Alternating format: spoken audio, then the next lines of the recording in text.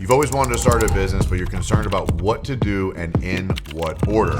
I see this happen all the time where people are like, I can do it better than they're doing it. Your boss, right? The people you work for maybe are not operating at your values with your intentions, getting you the money you want, or you just want to make a ton of money. That's okay as well. You're tired of being broke and you just want it to happen. And trust me, I get it. I've started 6 or more companies. I was just talking about, I don't know the exact number right now off the top of my head, but it's at least 6 companies I've started from scratch following these 7 points. I'm walking you through from start to finish the 7 things I know you need to do to effectively build the business you want. All right, step number 1, you got to get clear on your niche. What I mean by niche is who are you helping and what are you helping them with? I see a lot of people get started from the beginning and make it very broad stroke. I help everybody with everything. I'm a handyman. I'm a generalist. I can do anything you need. No project too big or too small. That doesn't work long term. Here's why.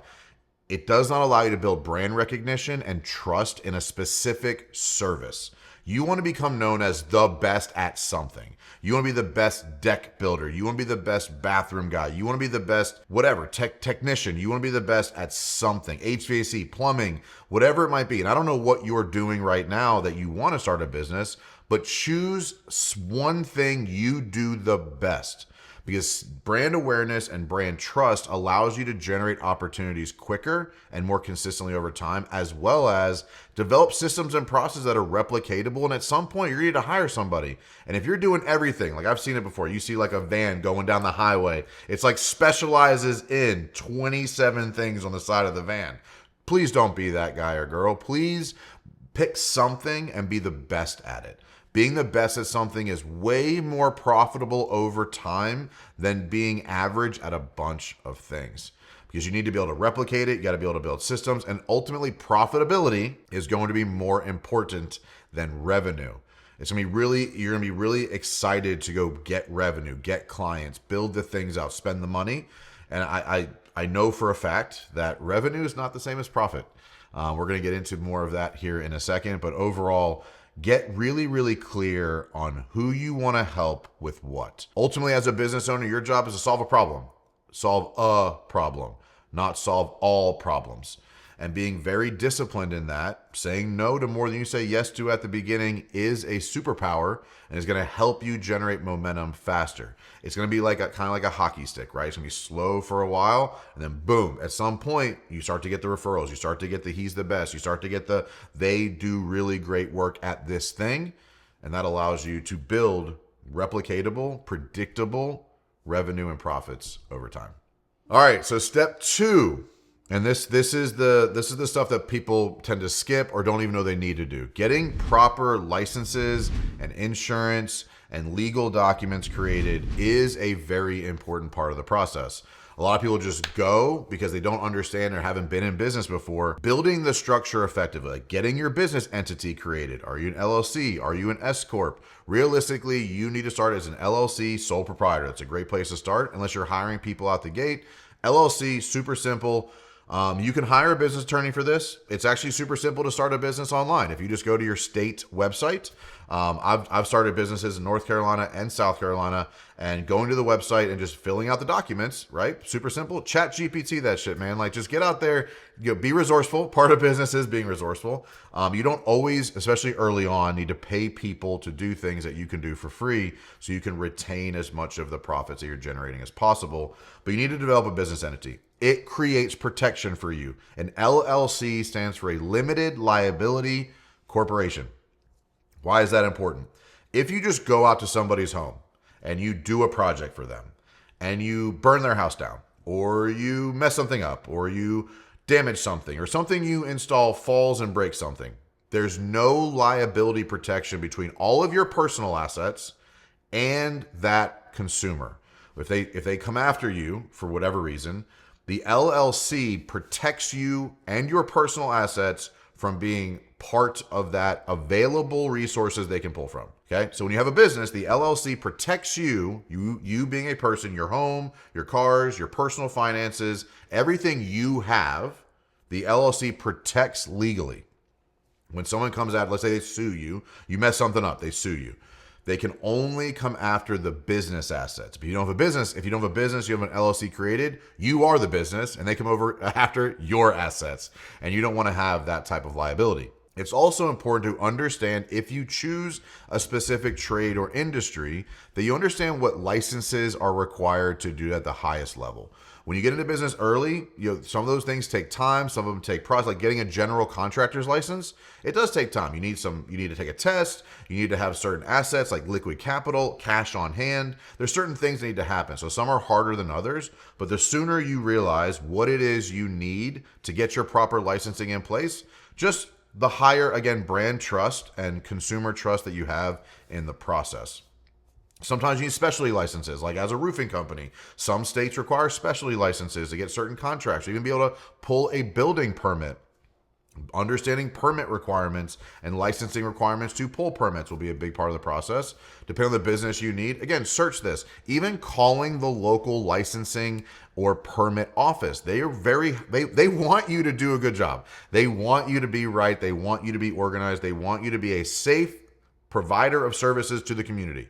So just calling the licensing office or the permit office can be really helpful in understanding what do you need to be above the line on what's required. And the last piece of kind of the setup on this, on step 2, will be insurance. You want general liability. You want workers' comp if you yourself or you have any employees working for you.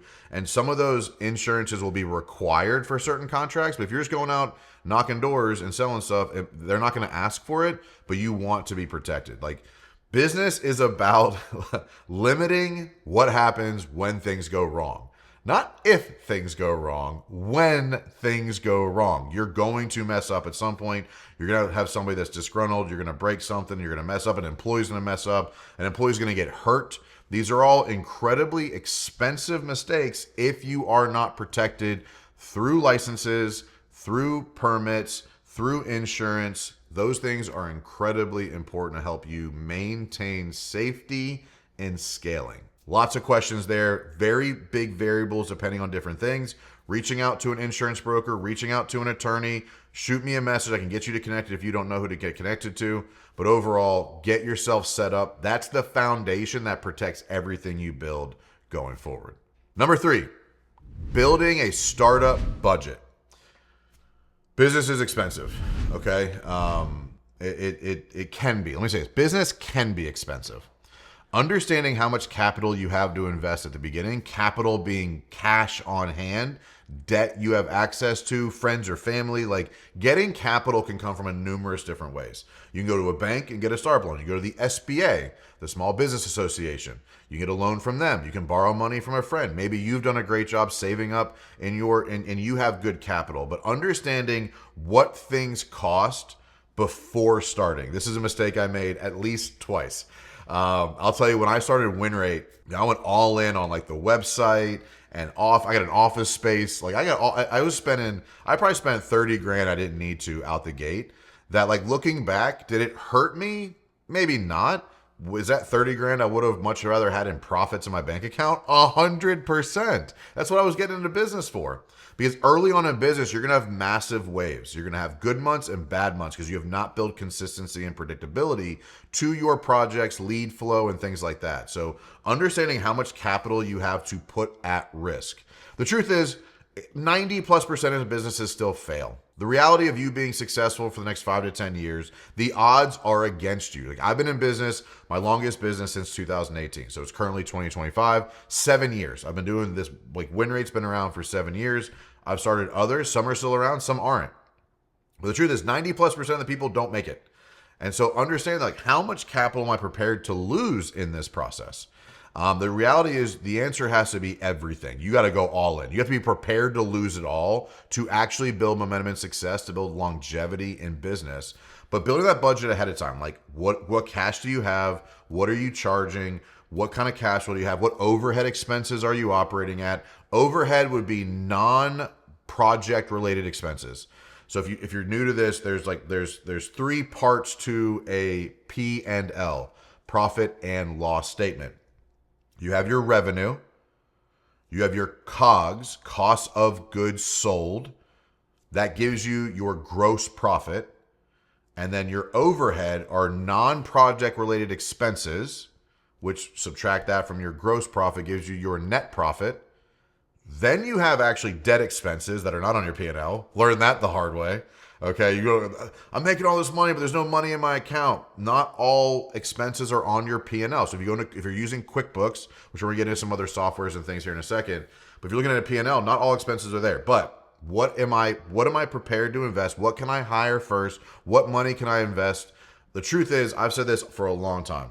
Once you've picked your niche and once you've got your licenses and insurance in place, go get a client before you spend anything else. Like, please just go get a client. Use revenue and the profits you generate from those projects to reinvest into building the machine. Because if you spend, like I did, 30 grand before day one, you're starting from a hole. Like, you're starting behind. And then every dollar from there is backfilling this bucket you drained. There are certain expenses you need. Like, you might need equipment, you might need a vehicle. Let's just say round number, like for just generic example, you're starting a pressure washing company. You need equipment to do that job. There's going to be some expenses necessary, but go get a client as fast as possible. You have the least amount of expenses. You can charge the least amount of money and still make money. And then start to develop things. Start to develop maybe lead flow or marketing or a website or social media or content or hiring people or hiring a bookkeeper or outsourcing certain things or whatever. There's more. Upgrade equipment. So many things you can spend money on, but understand from a breakdown of what is my startup capital, how much can I spend before making money and be okay? Simple breakdown. How much can I spend before generating revenue and still be okay? If you're just like, Mike, I'm dead broke. Cool, don't spend anything. Go get a client. Even getting the business started and legal setup and stuff like that, it's not crazy. Like, you can go to probably even Legal Inc. and get an LLC created pretty simply. The truth is, it's super simple through the state website. I think most are like $100 or $200 to build the LLC on the website. If you don't have $200, man, like, phone a friend. If you ain't got any friends, no offense, maybe you shouldn't start a business. Like, if you don't have friends to call that already trust you, maybe starting a business is not the best plan. But if you're just somebody who just does not have access to capital, go get creative. Go Gary V that stuff and go flip some stuff from garage sales to make $200. Like, I guarantee if you have no money, if you can go creatively find $200, you can go build a business. That's getting creative to build revenue. Super simple. Ask a friend, ask a mentor, ask somebody you know, ask the boss you're quitting. Like, a lot of small business owners want you to be successful in small business. Like, we like supporting our own. There's likely a business owner in town that would throw you $200 right now because they're just so proud you're trying. So don't let that limitation, but be careful how much you're spending before revenue, because I don't want you to start from a hole. I've done that multiple times. I did it with a grading company. Okay, you want to talk about getting in a hole. The first ever excavator I ever drove, I owned, and we broke it on day 2. That's starting in a hole. That's multiple 6 figures in the hole. But it was necessary, again, to do the job. I could not have a demolition excavating company without an excavator. Like, it's pretty aligned, but we had to do that. But I had capital to do that. At that point, WinRate had been successful. I had reserves. I could put money down on some debt. I could lease the equipment. I had money to do that and still be okay. I used the same question. How much money can I spend before revenue and be okay? When WinRate started, wasn't as much. When EC grading started, a lot more. So I was able to do more with that. I was able to get us into a different business type. But understand how much money you can spend before revenue and still be okay. Step 4. Marketing foundation. How are you going to generate leads for your company? Leads are like, sales is the lifeblood. Leads lead to sales. Sales is the lifeblood. Like, you don't have a business without sales. So you have to figure out, what is your marketing foundation? Is it organic social media? Are you going to get a website and do some SEO or Google ads? Are you going to do some pay-per-click stuff? Are you going to build out your Google My Business? Could be a really simple one. Door knocking could be a great one. Like, if you have no money and you're just like, I want to power wash driveways, go find every dirty driveway in town and knock on the damn door, right? If you're starting a landscape company, hey, your grass is really long. You got some weeds. You want me to pull that for you? That's guerrilla marketing, right? People talk about guerrilla marketing. Guerrilla marketing. My son made me buy that. He said it was really cool and I should get it. So some of the simplest things you need to do is set up a Google My Business account, which you can do yourself. You need to get that up to date, get it functioning, because people are going to research you. They're going to try to find you. Even before a website, having a Google My Business profile can be really helpful. But you likely need a basic landing page or website. You need a way to drive leads through a form or contact information. How do they get in touch with you? I think people miss this. They post stuff online, or they have a process or a website, but it's not intuitive as to how the client actually gets connected to you. So make it a very clear, easy. Call now, fill out the form here, give me your information, I'll be in touch. Get that stuff set up. And then it's really important, we're going to get more into systems and processes here in a second, or systems and softwares, but have somewhere to track those leads. Okay, if you're building a marketing, foundation, you need a way to generate leads. You need a way for the lead to get in touch with you, and you need a way to track those leads once they come in. Early on, man, I just have a spreadsheet. Spreadsheets are totally cool, free, easy to use, just keeps the information organized. The amount of people that I see that don't create a way to track their leads and they don't call them back, or they're like, I'll get to it soon, or they take forever to get estimates done, you're shooting yourself in the foot. Okay, you need a way to create awareness that generates leads. You need a way for that lead to contact you or buy your services. And you need a way to track those leads once they come in so you can manage them over time. Absolutely necessity. I can't think of a single thing that is needed from there. But building referral partners, free. Yard signs, super inexpensive. Door knocking, free. Google My Business, free. Website costs money. Expect to spend $5,000 on a basic website. If you just need a landing page, go Google landing page creation. There's a bunch of low cost landing page. When I say so a website is a group of different pages telling a story. A landing page is literally a single page that tells a story. Click here for more information, fill out a form. Super inexpensive. There's plenty at this point between AI and softwares that are out there. You can build a landing page from scratch with no experience. Super simple, but you need somewhere for the lead to go to learn more about you and submit information to be contacted. All right, number 5, pricing and estimating. One of the most important things that you need to do is understand what you need to charge for your service to be profitable. I will reiterate, there is a difference between revenue and profits because there's a cost to running your business, both direct cost, which is cost of goods sold, what it actually costs you to produce it. So let's just use roofing as an example. There's a cost for the material. There's a cost for the labor to install that roof. Those are your costs of goods sold. Then your overhead, the trucks, the insurance, the location, the website management, your SEO expenses, your salary, potentially the office lady. Those are expenses that are overhead that that are beyond the COGS and beneath your gross profit. You need to understand what it costs you to run. So one of the first things you need to look at is what is your overhead burn rate? What I mean by overhead burn rate is what does it cost you to operate every day, whether you're working or not? So you have to understand, a month is 30 days, but realistically, you only have 22 working days. If you look at a typical month, is 22 working days. So if you're early on, let's just say round numbers, your overhead is $2,200 a month with 22 working days. Your overhead burn rate would be $100 a day. It costs you $100 every day throughout the month, 22 days based on working days, to run your business, whether you have revenue coming in or not.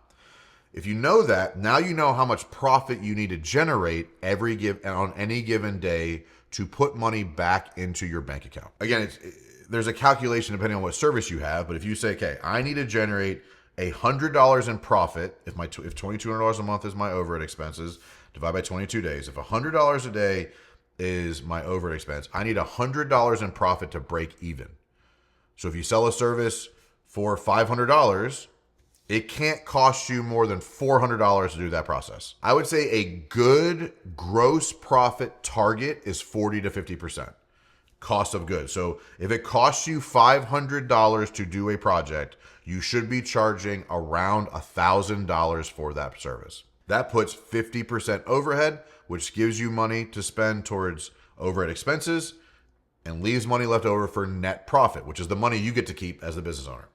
So being at about a 50%, 40 to 50% gross profit should be your target. If you're a general contractor doing $100,000 bathrooms, it's hard to get to 50% just because there is a race to the bottom. Your competition's willing to work for less.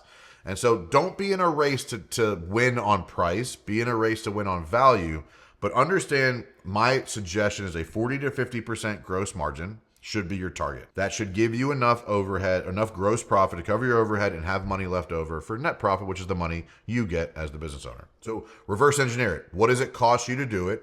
Times 2 would give you a 50% margin. That should be enough to cover your overhead burn rate. If it's not, you either don't have enough work or you have too much overhead. One of those two things is true. If you're like, Mike, I'm working 10 hours a day, 5 days a week, and I can't cover my expenses, you have too many expenses or you're not charging enough. Those are the only two options.